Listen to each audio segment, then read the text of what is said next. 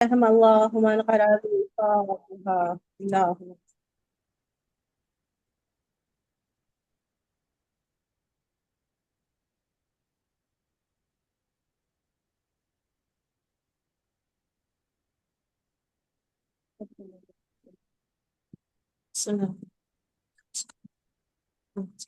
بسم الله.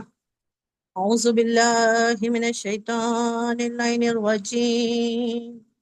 بسم الله الرحمن الرحيم. الحمد لله رب العالمين، الصلاة والسلام على أشرف الأنبياء والمرسلين، سيدنا ونبينا وشفيع ذنوبنا وحبيب قلوبنا وطبيب نفوسنا مولانا مولى الثقلين جد الحسن والحسين أبي القاسم محمد.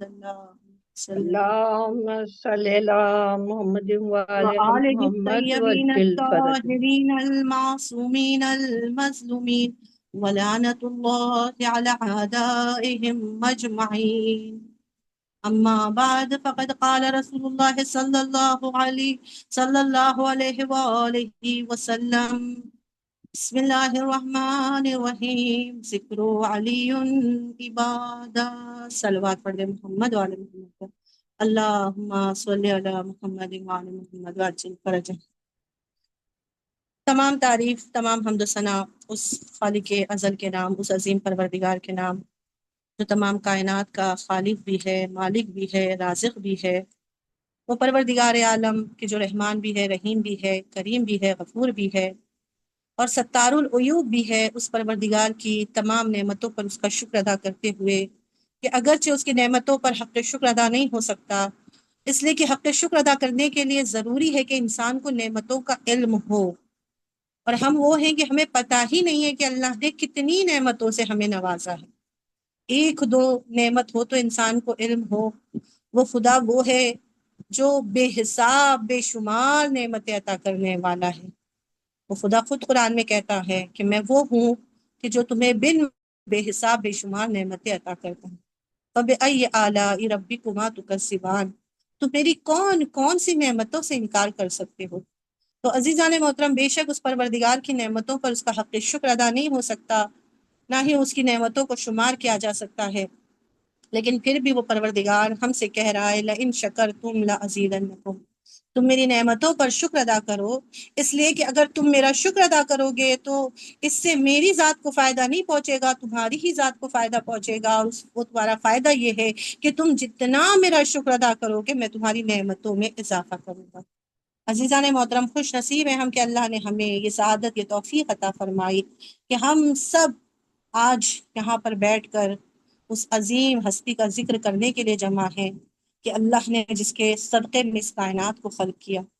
اس عظیم ہستی کا ذکر کرنے کے لیے ہم سب یہاں پر بیٹھے ہوئے. یہ بہت بڑی سعادت ہے، یہ بہت بڑی نعمت ہے اللہ کی. آپ دیکھیے کہ زیادہ تعداد بھلے ہی نہ ہو، لیکن عزیزان محترم کہتے ہیں جہاں بھی اہل بیت کا ذکر ہوتا ہے، کوئی آئے نہ آئے آسمان سے ملائکہ اس بس میں آ جاتے ہیں.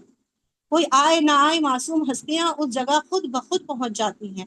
تو یقین رکھیے کہ یہ چند افراد ہی فقط اس مجلس کو نہیں سن رہے ہیں، ملائکہ بھی مجلس میں آ جاتے ہیں، معصوم ہستیاں بھی آ جاتی ہیں، اس لیے کہ ذکر محمد و آل محمد وہ عظیم ذکر ہے کہ جس ذکر کو سننے کے لیے آسمان سے فرشتے بھی زمین پر آ جاتے ہیں. اور ہم سب آج یہاں پر جمع ہیں اپنے اپنے گھروں میں اگرچہ بیٹھے ہوئے ہیں، لیکن اس عظیم ہستی کا ذکر کرنے کے لیے کہ جس کا ذکر عبادت ہے. رسول اللہ نے فرمایا علی کا ذکر عبادت ہے. عزیزان محترم، یعنی علی کا ذکر کرنا بھی عبادت ہے. ہم جتنی دیر ذکر علی ابن ابی طالب کرتے ہیں تو ذکر کرنا بھی عبادت ہے. اور یہ اس سلسلے میں ایک روایت میری نظروں سے گزری کہ رسول اللہ نے جب مدینے میں مسجد نبوی میں رسول بیٹھے ہیں اور انہوں نے یہ حدیث اس وقت ارشاد فرمائی تھی جب صحابہ کا مجمع بیٹھا ہوا ہے، اور ایک مرتبہ مولا کائنات مسجد نبوی میں داخل ہوئے تو رسول اللہ نے فرمایا النظر الی وجہ علی عبادہ. علی کے چہرے کی طرف نظر کرنا عبادت ہے، علی کے چہرے کو دیکھنا عبادت ہے.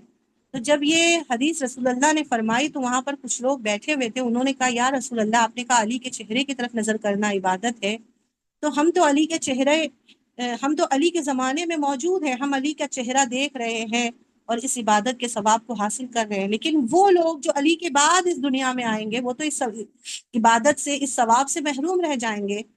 تو پھر رسول نے فرمایا، کہا نہیں، ان کو بھی یہ ثواب ضرور ملے گا۔ پھر رسول اللہ نے کہا ذکر علی عبادت، علی کا ذکر بھی عبادت ہے، یعنی وہ لوگ جو علی کے زمانے میں نہیں ہوں گے، علی کو نہیں دیکھ رہے ہوں گے، اگر وہ علی کا ذکر بھی کر رہے ہوں گے تو وہ ذکر علی بھی عبادت میں شمار ہوگا۔ اور وہاں پر پھر جب یہ حدیث رسول نے فرمائی تو پھر وہاں پر کچھ لوگوں نے کہا یا رسول اللہ، بہت وقت ایسا بھی آتا ہے، ایسا زمانہ بھی آتا ہے کہ جب کسی کے ذکر پر پابندی لگ جاتی ہے، جب کسی کے تذکرے پر پابندی لگ جاتی ہے، تو اگر کسی کے ذکر پر پابندی لگ جائے تو پھر وہاں پر پھر انسان اس ثواب سے محروم رہ جائے گا۔ تو رسول اللہ مسکرائے، کہا نہیں، حب علی عبادہ، علی کی محبت بھی عبادت ہے، یعنی انسان ذکر بھی نہ کرے، دل میں اگر علی کی محبت رکھتا ہے تو اس کی محبت بھی جو ہے وہ عبادت کا ثواب رکھتی ہے۔ صلوات پڑھ دیں محمد والے، اللہم صلی علی محمد والے۔ تو عزیزان محمد۔ محترم، علی کی محبت کا دل میں ہونا بھی یہ بہت بڑی عبادت ہے، بہت بڑی یہ سعادت ہے۔ اللہ کا شکر ادا کیجئے کہ اللہ نے ہمارے دلوں میں علی ابن ابی طالب کی محبت ڈال دی۔ کون علی؟ وہ علی کہ جو فاتح بدر و احد ہے، وہ علی جو فاتح خیبر و خندق ہے، وہ علی جس کے فضائل کوئی بیان ہی نہیں کر سکتا ہے۔ روایت ہے، یہ روایت میں آپ کے سامنے ضرور پیش کرنا چاہوں گی کہ عربی نہیں صرف اس کا ترجمہ، کہ روایت ہے رسول اللہ کی کہ اگر تمام اشجار قلم بن جائے، تمام دریا سیاہی بن جائے، تمام آسمان ورق بن جائے، اور تمام جن و انس مل کر بھی علی کے فضائل کو لکھنا چاہیں تو وہ علی کے فضائل کو لکھ نہیں سکتے، اس لیے کہ اللہ نے اتنی فضیلت علی کو عطا کی ہے۔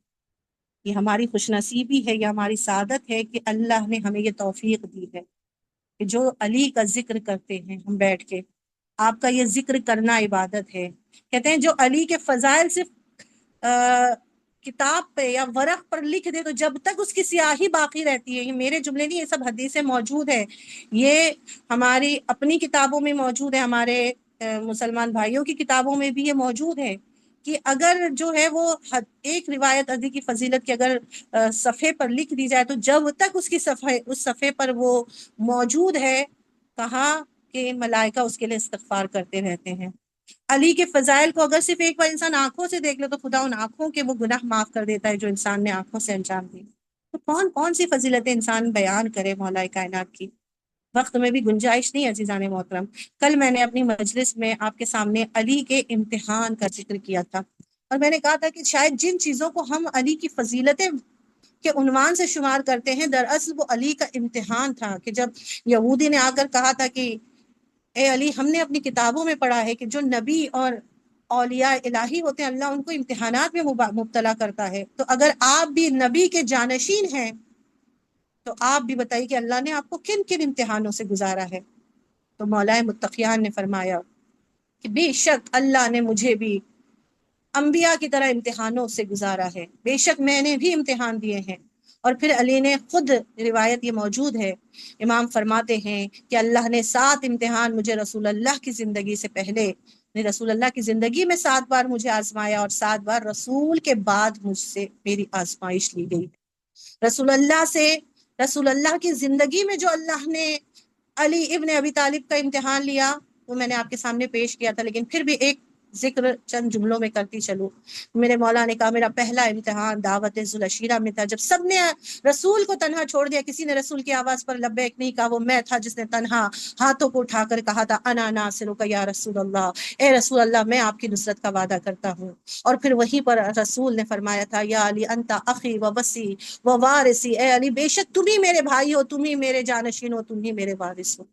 میرا یہ پہلا امتحان تھا، جب سب نے رسول کی نصرت سے انکار کیا میں نے نصرت کا وعدہ کیا۔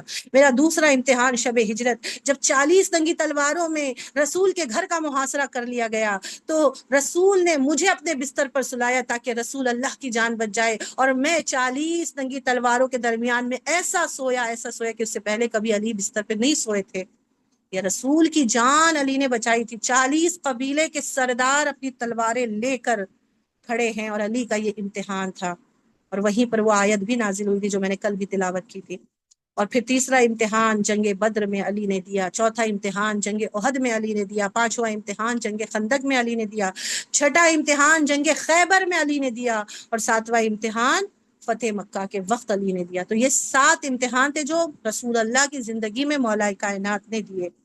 اور پھر اس کے بعد کہا وہ 7 امتحان، وہ 7 آزمائشیں جو رسول اللہ کے بعد علی ابن ابی طالب کی تھی، عزیزان محترم، جس کو برداشت کرنا آسان نہیں ہے، بڑی سخت آزمائشوں سے پھر علی گزرے ہیں۔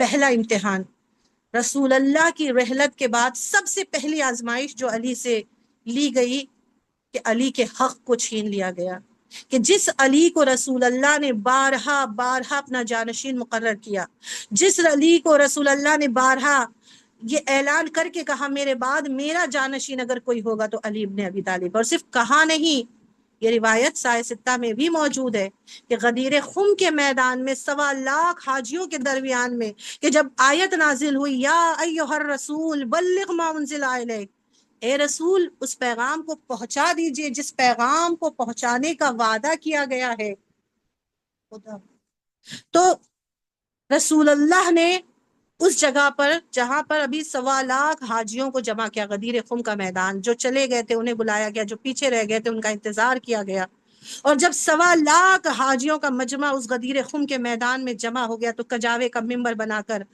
علی کو ہاتھوں پر بلند کر کے رسول اللہ نے واضح طور پر اعلان کیا من کنت مولا فہذا علی مولا، جس کا میں مولا ہوں علی بھی اس کے مولا ہے۔ اور یہ صرف اعلان نہیں کیا تھا بلکہ باقاعدہ پھر وہاں خیمہ لگایا گیا 3 دن تک، 1 2 نہیں، 1.25 حاجی تھے، سب نے آ کر علی کے ہاتھ پر بیعت کی ہے۔ اور بیعت کا مطلب معلوم ہے آپ کو؟ بیعت کا مطلب ہے کہ یا علی ہم نے آپ کو جانشین رسول کے طور پر ایکسپٹ کر لیا، اور باقاعدہ مبارکباد کہی ہے، یہ جملے بھی آج بھی تاریخ میں موجود ہے، بخن بخن لک یا ابن ابی طالب، مبارک ہو اے ابو طالب کے لال، اصبحتا و امسیتا مولایا و مولا کل مومن و مومنہ، کہ بے شک آج سے آپ میرے اور ہر مومن و مومنہ کے مولا ہو گئے۔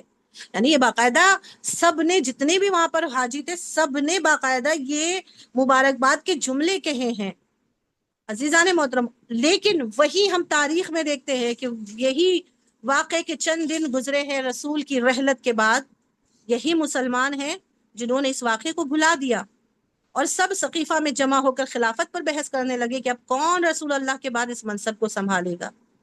یعنی علی کی نگاہوں کے سامنے کھلم کھلا ان کے حق کو غصب کر لیا گیا، مگر علی خاموش رہے۔ کیوں عزیزان محترم، کیوں خاموش رہے؟ علی نے اپنے حق کا مطالبہ نہیں کیا، خود جناب فاطمہ زہرا نے علی کے حق کا مطالبہ کیا مگر علی نے اپنے حق کا مطالبہ نہیں کیا۔ کیوں علی خاموش تھے؟ بہت سے لوگ یہاں سوال بھی کرتے ہیں کہ کیوں علی خاموش تھے؟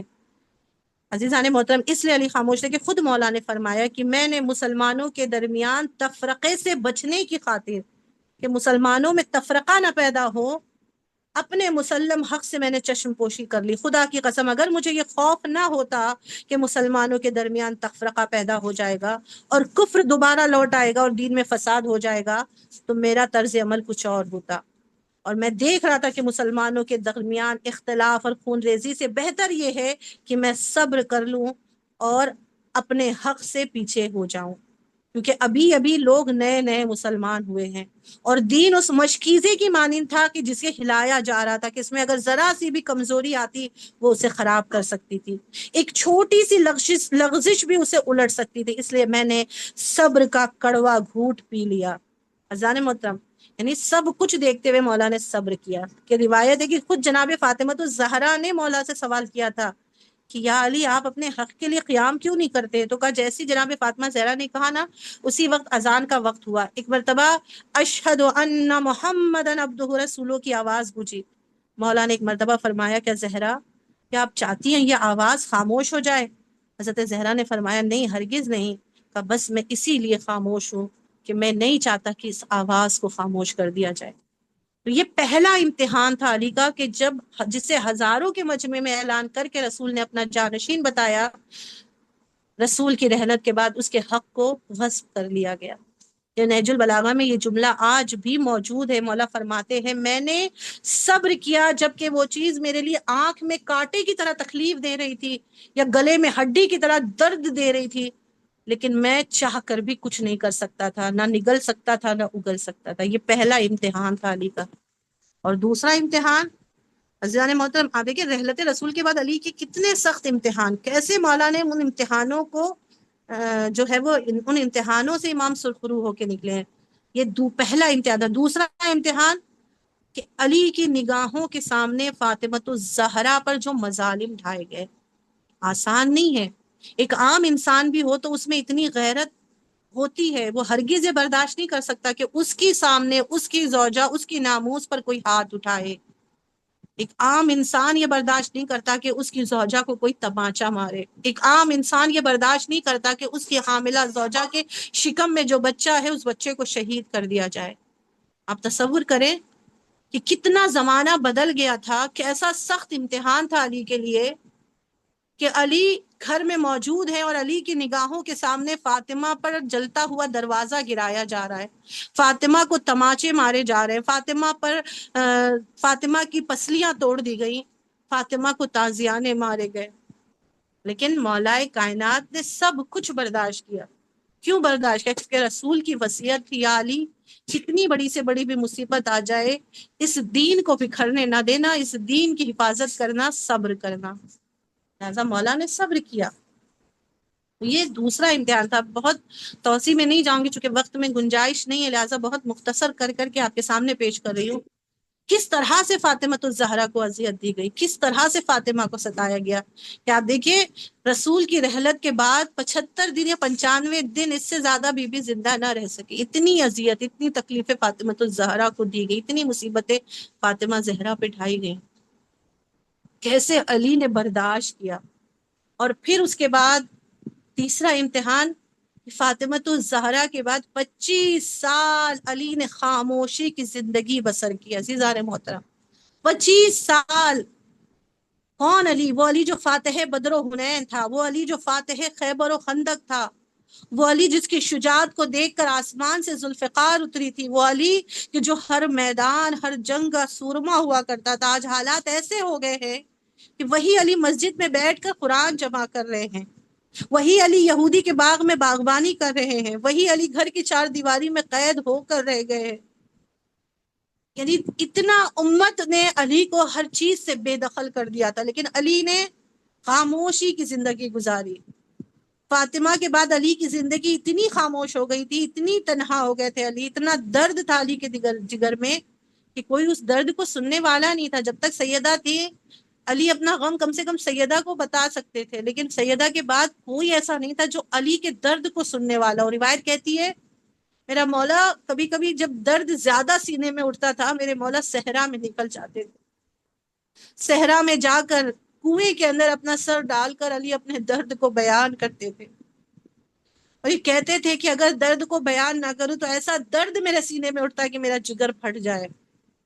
یہ صبر عام صبر نہیں ہے عزیزان محترم، یہ امتحان تھا علی کا. 25 سال جسے ہر چیز سے بے دخل کر دیا جائے، 25 سال بالکل اسے فراموش کر دیا جائے اور وہ خاموشی کی زندگی گزاری. علی کا امتحان تھا. یہ تیسرا امتحان تھا. اور پھر چوتھا امتحان خود امت کی بے وفائی. 25 سال کی خاموشی کے بعد جب یہی مسلمان علی کے پاس ہاتھوں کو جوڑ کر آئے کہ یا علی ہم لاوارث ہو رہے ہیں، یہ خلافت قبول کر لیجئے، یا علی آپ سے بہتر کوئی نہیں ہے اس خلافت کے لیے. مولا نہیں چاہتے تھے خلافت کو قبول کرنا، لیکن جب اصرار کیا گیا علی نے خلافت کو بادل ناخواستہ قبول کر لیا. لیکن عزیزان محترم صرف علی نے خلافت کو جب قبول کیا ہے نا، اور اس کے بعد وہی لوگ جنہوں نے خلیفہ بنایا وہی لوگ علی کے مخالف ہو گئے. امام فرماتے ہیں لوگ میری بیعت کرتے اور پھر میری بیعت توڑ دیتے، امت نے پھر علی کو اکیلا کر دیا. آپ دیکھیے 4 سال کچھ مہینے علی نے منصب خلافت کو سنبھالا ہے، مگر اس میں بھی کتنے سخت سے سخت حالات سے گزرنا پڑا مولا کو. ایک دن علی سکون سے نہیں بیٹھ سکے. امت اتنا علی کو ستاتی تھی کہ ایک دن علی نے سکون کی سانس نہیں لی ہے. یہ علی کا امتحان تھا.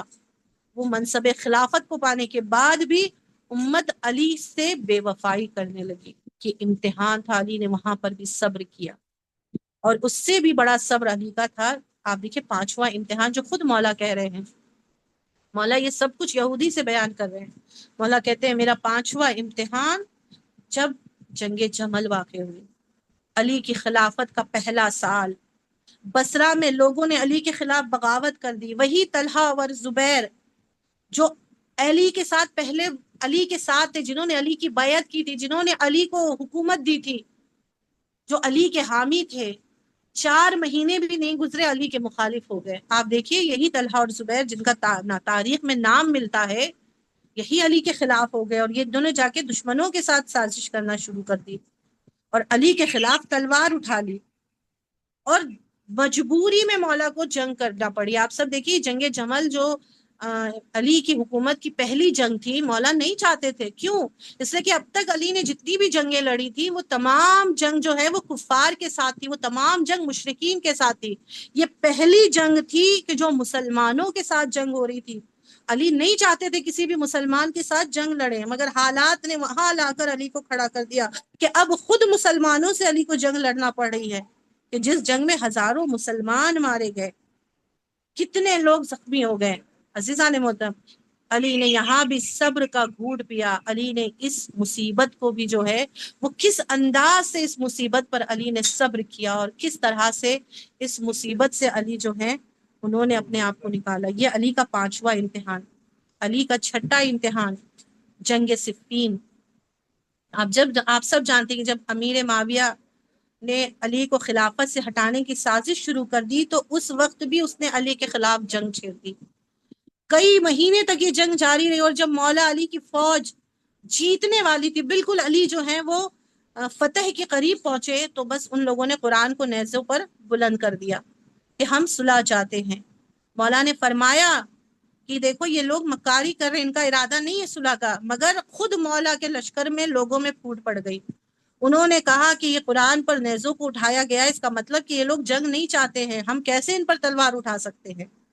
اور مجبور میں علی کو صلح کرنی پڑی، اور یہیں سے پھر مولا کے لشکر میں بغاوت پھیل گئی، کہ وہی لوگ جو کہہ رہے تھے صلح کرو صلح کرو، جب علی نے صلح کر لی امیر شام سے، وہی لوگ پھر علی کے دشمن بن گئے، علی کے خلاف ہو گئے، اور علی کی لشکر سے، علی کی فوج سے یہ لوگ نکل گئے۔ ایک بہت بڑا فتنہ جسے علی نے سخت امتحان، بہت بڑا یہ فتنہ تھا جس کو علی نے جو ہے وہ امتحان کی شکل میں، جس امتحان کو علی نے برداشت کیا، کہ وہ ایک گروہ جو علی کے فوج سے نکل گیا، جو علی کا چاہنے والا تھا لیکن اس کے بعد وہ علی سے خارج ہو گیا، جس کو خوارج کہا جاتا ہے، اور پھر انہی خوارج نے بغاوت کی، اور وہ 7واں امتحان جو مولا نے دیکھا، کیا تھا وہ امتحان؟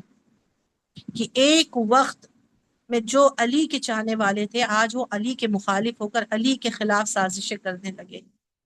وہ کہتے تھے لا حکم الا للہ، کوئی حاکم نہیں ہے سوائے اللہ کے، یعنی اب وہ بالکل بھی خلاف ہو گئے، نہ اب وہ امیر شام کو مانتے تھے نہ وہ علی کو مانتے تھے، وہ کہتے تھے کوئی حاکم نہیں ہے سوائے اللہ کے، اور انہوں نے علی علیہ السلام کے خلاف بغاوت کر دی، کہ جس کے نتیجے میں جنگ نہروان واقع ہوئی، جو تاریخ اسلام کی ایک بہت اہم اور نہایت ہی دردناک جنگ تھی۔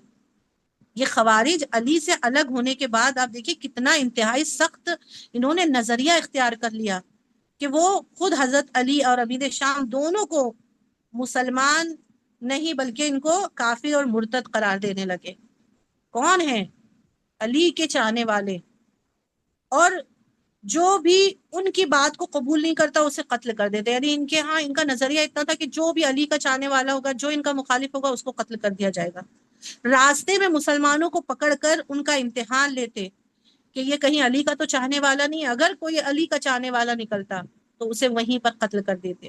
یہ تاریخ میں موجود ہے کہ عبداللہ بن حباب کہ جو مولائے کائنات کے چاہنے والے تھے، کہتے ہیں یہ اپنی زوجہ کے ساتھ جو حاملہ تھیں ایک راستے سے گزر رہے تھے، اور وہاں پہ کچھ خوارجوں نے ان کو پکڑا، اور پکڑنے کے بعد جب ان کو پتا چلا یہ علی کا چاہنے والا ہے تو جناب عبداللہ بن حباب کو جو ہے وہیں پر قتل کر کے اسی درخت تھا، اس درخت پر ان کو لٹکا دیا گیا۔ یہ ایک راوی جو نقل کر رہا ہے اس واقعے کو، وہ کہتا ہے میں چھپ کر دیکھ رہا تھا کہ ان لوگوں نے عبداللہ ابن حباب کو اللہ اکبر کہہ کے بسم اللہ کہہ کے سر کو تن سے جدا کیا اور ان کے سر کو درخت سے لٹکا دیا گیا، اور ان کی جو زوجہ تھی جو حاملہ تھی ان کے شکم کو چیر کے ان کے شکم سے بچے کو نکال کر اس بچے کے سر کو تن سے جدا کر دیا۔ اللہ اکبر۔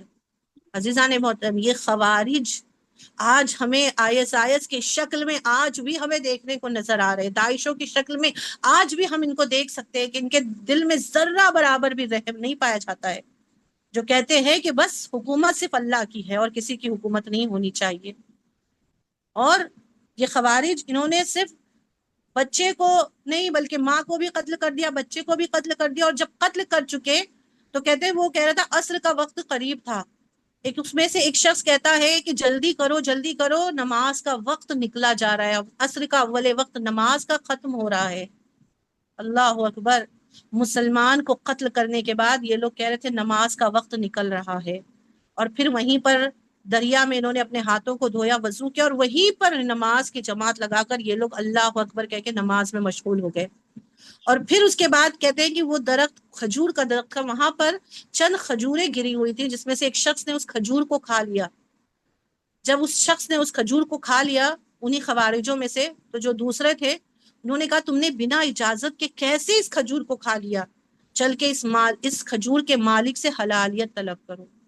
یعنی آپ دیکھ رہے ہیں کہ کس طرح سے ان کا نظریہ تھا، یعنی ایک کھجور اگر بنا اجازت کے کھا لیا تو اس کے مالک سے حلالیت طلب کرنے کے لیے لوگ اس کے گھر تک چلے گئے۔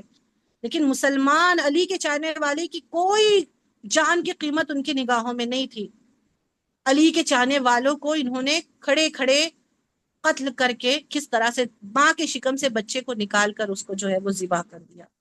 یہ وہ خوارج تھے، اور اس طرح سے انہوں نے علی کے چاہنے والوں پر جو مصائب ڈھائے ہیں۔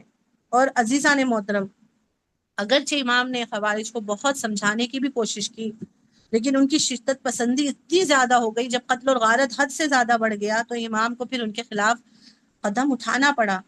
اور نہروان کے مقام پر جب یہ دونوں لشکر آمنے سامنے ہوئے تو تقریباً 4000 کا لشکر جو ہے وہ خوارج کے ساتھ تھا۔ امام نے فرمایا کہ اگر تم میں سے جو بھی ابھی اپنے اس راستے کو چھوڑ کر میری راہ پہ آ جائے گا تو میں اس کے ہر خون کو معاف کر دوں گا۔ کہتے ہیں اسی جگہ تقریباً اس 4000 میں سے 1000 لوگ خوارج کو چھوڑ کے علی کے ساتھ ہو گئے تھے، لیکن وہ 3000 ابھی بھی علی کے مخالف تھے۔ اور پھر جنگ ہوئی، اور اس جنگ میں بہت سے مسلمان وہ مارے گئے خوارج۔ انہی مسلمانوں میں، انہی خوارجوں میں ایک ابن ملجم بھی تھا۔ یہ ابن ملجم مولا کے چاہنے والوں میں سے تھا، عزیزان محترم۔ لیکن یہ جب مولا سے الگ ہو گیا تو یہ خوارج میں چلا گیا، اور جب خوارج میں چلا گیا تو اس کے دل میں علی کی دشمنی آ گئی، جبکہ یہ پہلے اتنا علی کا چاہنے والا تھا کہ روایت کہتی ہے کہ جب امام نے یمن سے کچھ لوگوں کو بلایا تھا کہ جو خالص محب ہوں، تو 100 لوگوں کا انتخاب کیا گیا تھا پورے یمن میں سے، اور اس میں سے پھر 70 لوگوں کو، پھر 30 لوگوں کو، پھر 10 لوگوں کو چنا گیا۔ ان 10 لوگوں میں سے ایک ابن ملجم تھا کہ جب امام سے ملنے کے لیے لوگ آئے ہیں اور امام نے اس سے پوچھا تمہارا نام کیا ہے، اس نے کہا ابن ملجم مرادی، تو امام ایک مرتبہ خاموش ہو گئے۔ اس نے کہا مولا کوئی بات ہے؟ امام نے کہا ابن ملجم تمہیں پتا ہے تمہارے ہاتھوں ہی میں قتل ہوں گا۔ ابن ملجم کو اپنی آنکھوں اپنے کانوں پر یقین نہیں آ رہا تھا۔ اس نے ایک مرتبہ کہا مولا اگر ایسی ہے تو ابھی تلوار لیجئے، میرے سر کو تن سے جدا کر دیجئے۔ امام نے کہا ابن ملجم ابھی تمہارا کوئی گناہ ہی نہیں ہے، کیسے میں تجھے قتل کر سکتا ہوں؟ وہ ابن ملجم کہتا مولا مجھے یقین نہیں کہ میں آپ کا قتل کروں گا، لیکن اگر آپ کہہ رہے ہیں تو ایسا ممکن ہے، مجھے ابھی یہی قتل کر دیجئے کہ میں اس گناہ میں مبتلا نہ ہوں۔ امام نے قتل نہیں کیا۔ یہی ابن ملجم جو امام کے ساتھ جنگ صفین تک تھا امام کے ساتھ، اور اس کے بعد امام سے جب جدا ہوا تو پھر ایسا امام کا دشمن بن گیا کہ یہی ابن ملجم ہے کہ جس نے چند سکوں کے لیے کائنات کے امیر کو ایسی ضربت ماری ہے کہ میرا امام روزے کی حالت میں، نماز کی حالت میں، امام کو سر پہ وہ ایسی تلوار سے ضرب لگائی گئی کہ روایت کہتی ہے کہ ابن ملجم نے 10,000 درہم کی وہ تلوار خریدی تھی، اور 10,000 درہم میں ہی وہ زہر خریدا تھا. ایسا کاری زہر تھا جس کے بارے میں ملتا ہے کہ ایک قطرہ اگر سمندر میں ڈال دیا جاتا تمام مچھلیاں مر جاتی ہے. ایسا کاری زہر تھا. کیونکہ ابن ملجم کو بھی پتا تھا کہ اگر تلوار کا وار چوک گیا تو پھر علی کو کوئی مار نہیں سکتا. اس لیے اس زہر میں اس تلوار کو ڈبو کے کہ اگر تلوار سے بچ گئے تو کم سے کم زہر سے علی ختم ہو جائے. لہٰذا اس نے تلوار کو زہر میں ڈبو کے اس تلوار سے علی کے سر پہ وار کیا. میرا مولا نماز کی حالت میں ایک نمازی، ایک روزے دار، مصلی عبادت پر محراب میں، مسجد میں جو اللہ کی عبادت کرنے کے لیے جماعت آزادار ہو، اسی علی کے سر پر ابن ملجم نے ایسا وار کیا. سر دو حصوں میں تقسیم ہوا، سر دو حصوں میں شگافتہ ہوا. ارے خون کا فوارہ جاری ہوا. ارباب ازا روایت کہتی ہے میرے مولا نے آواز دی، فزت و رب الکعبہ، رب کعبہ کی قسم ولی کامیاب ہو گیا. ارباب ازا ادھر آواز حسن اور حسین کے کانوں میں پہنچی، بیٹے مسجد میں پہنچے. ارے باپ کو اس حالت میں دیکھا، اللہ اللہ نہ جانے کیسے حسن اور حسین نے برداشت کیا ہوگا. ہائے میرا نمازی بابا، ہائے میرا مہربان بابا. ارے دشمنوں نے کیسی دشمنی نکالی. ہار باب ازا جب ابن ملجم کو پکڑ کے لایا گیا نا، امام نے بس ایک جملہ کہا تھا، ابن ملجم یہ بتا کہ اب میں تیرا اچھا امام نہیں تھا، تو نے مجھے شہید جو کیا ہے. ہار باب ازا روایتیں کہتی ہے مولا کو بیت الشرف میں لایا گیا، طبیب کو بلایا گیا. ایک مرتبہ جب طبیب آیا ہے اس نے زخم کا معائنہ کیا، دیکھا ایسا کاری زخم ہے کہ جس زہر کا اثر دماغ کی رگوں تک پہنچ چکا ہے. میرے مولا نے ایک مرتبہ طبیب کے چہرے کو دیکھا. طبیب نے امام حسن سے کہا مولا اب زہر دماغ کی رگوں تک پہنچ گیا ہے، اب زیادہ دن امام مہمان نہیں ہے، امام جو وصیتیں ہیں وہ کر لیجیے. اور باب ازا روایت کہتی ہے کہ امام نے اپنے تمام فرزندوں کو بلایا، حسن کو وصیتیں کی، ارے امامت امام حسن کے حوالے کی. ارباب ازا ایک ایک بچوں کو قریب بلایا، سب کے ہاتھ امام حسن کے ہاتھ میں دیے. اے میرے لال آج سے یہ سب کچھ تمہارے حوالے.